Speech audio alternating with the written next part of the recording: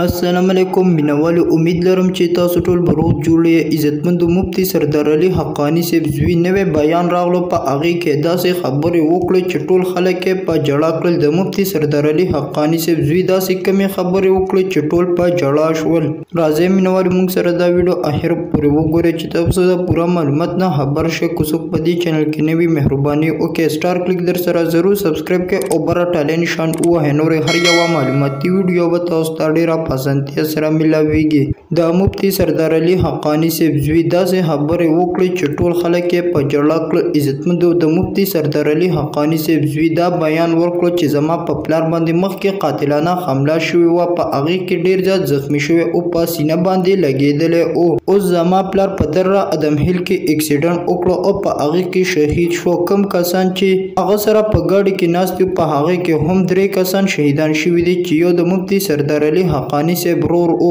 د مفتی سردار علي حقانی صاحب زوی داسې بیان وکړو دی وویل چې زما پلار په شهید کولو باندې مونږ خپل پلار ته مبارکي ورکوو ځکه چې مونږ په دې باندې خفګان نه کوو هغه دا غوښتل چې زه د شهید شم او ماله الله تعالی ډېر لوی درجه راکړي دا حساب له مفتی سردار علي حقانی صاحب د ګاډي په حادثه کې شهید شو زوی هم ډېر په سرو سترګو باندې وچړل او دی وویل چې مونږ له خفګان نه دی پکار مونږ له په دې باندې مبارکي پکار ده چې زمون پلار الله تعالی ځانته شهید وغوښتلو